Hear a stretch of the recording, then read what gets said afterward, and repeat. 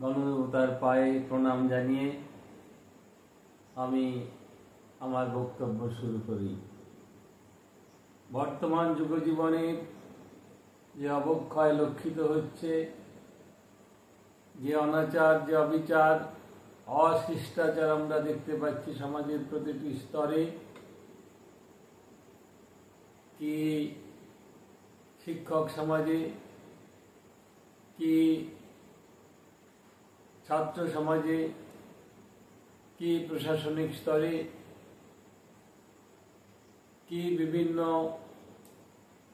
সংগঠনের মানুষের ভেতরে, কি শিক্ষা ব্যবস্থায়, কি সমাজ ব্যবস্থায়, কি অর্থনৈতিক ব্যবস্থায়, কি শিল্পনীতিতে, কি বাণিজ্য নীতিতে, সর্বত্রই এক নৈরাজ্যের, এক নিরাশার বাতাবরণ সৃষ্টি হয়েছে।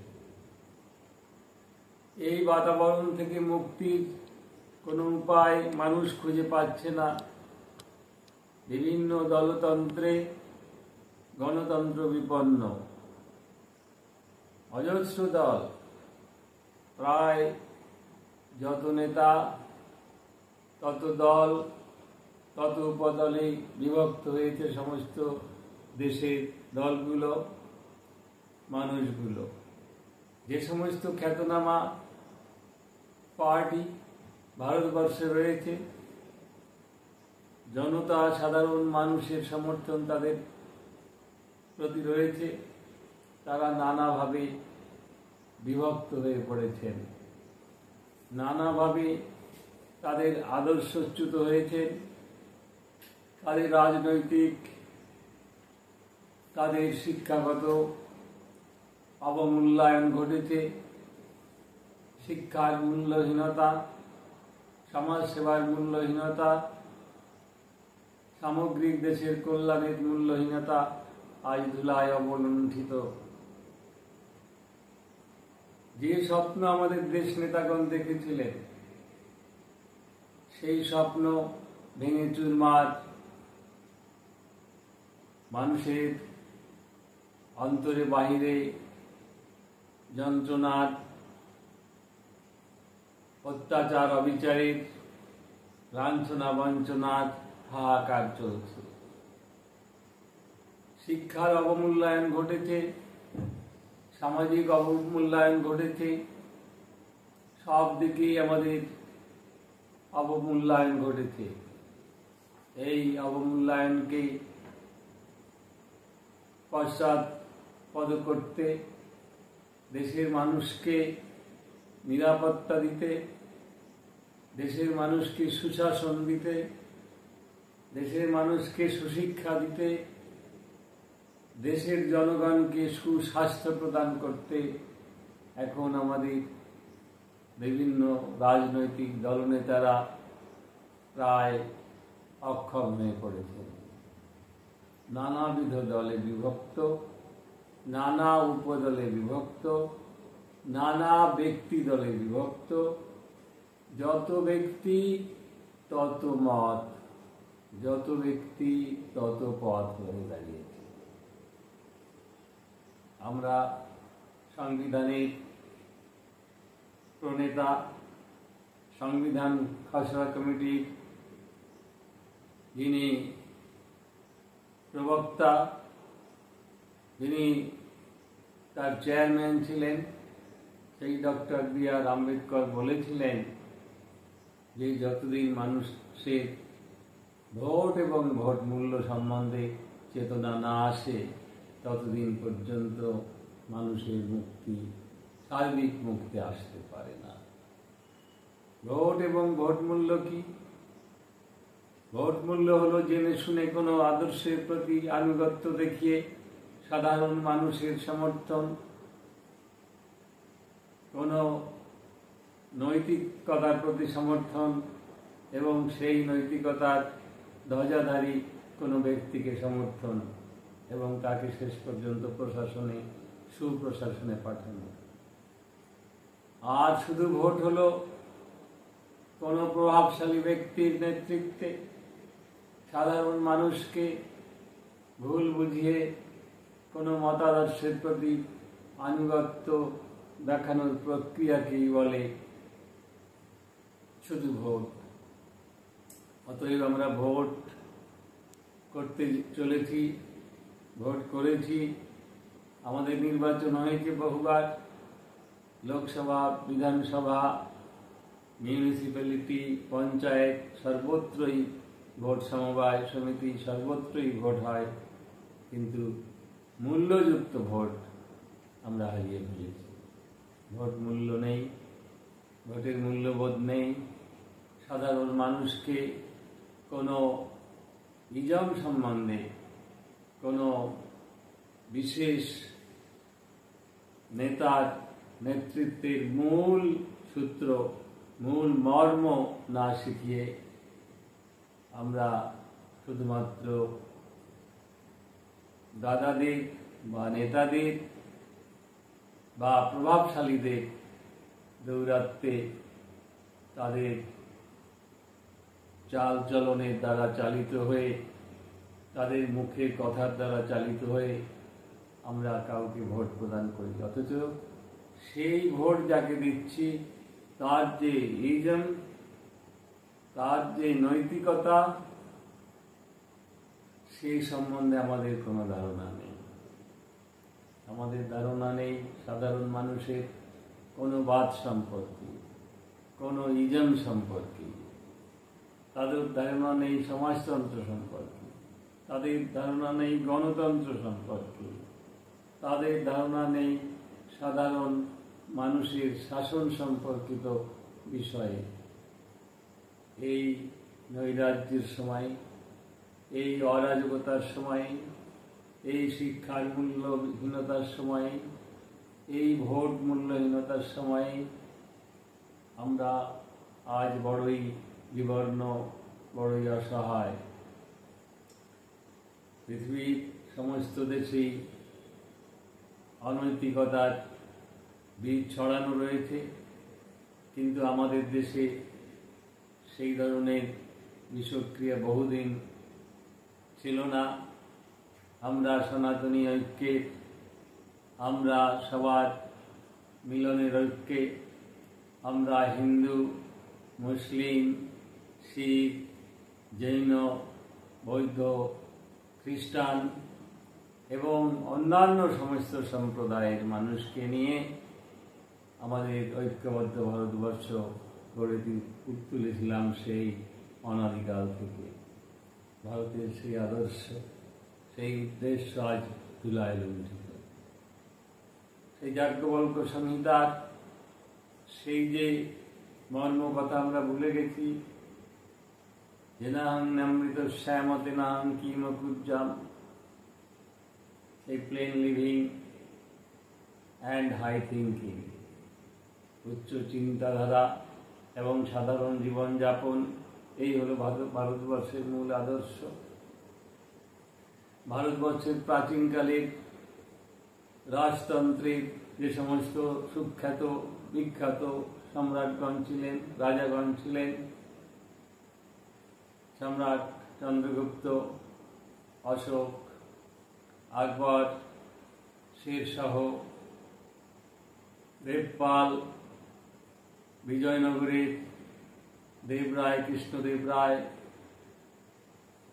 আমাদের চোল পল্লব বংশের মহেন্দ্র বর্মন, রাজেন্দ্র চোল, এই যে মহান রাজগণ ছিলেন, জনকল্যাণ প্রয়াসী, তাদের আদর্শে, তাদের কাজে কর্মে ক্রিয়ায়, তাদের পরিষেবায়, তাদের বীরত্বে মানুষ, ভারতবর্ষের মানুষ এক এবং ঐক্যবদ্ধ হয়েছিল।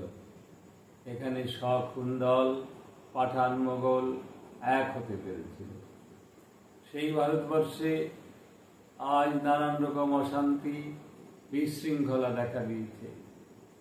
মানুষের কোনো শান্তি নেই, শিশুরা এখানে অসহায়, ছাত্ররা অসহায়, নারীরা অসহায়, যুব সমাজও আজ আদর্শহীনতায় ভুগছে। তারা কোন পথে যাবে, কি করবে, সে পথ খুঁজে পায় না। এই মর্মান্তিক দুর্যোগের দিনে, এই মর্মান্তিক অত্যাচার উৎপীড়নের দিনে,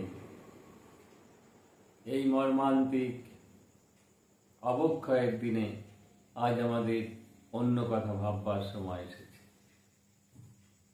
আমি আমার সমস্ত অনুরাগী, আমার সমস্ত ছাত্রছাত্রী, আমার সমস্ত ভক্তবৃন্দ এবং আমার সমস্ত দেশবাসীকে আজ আমি একটি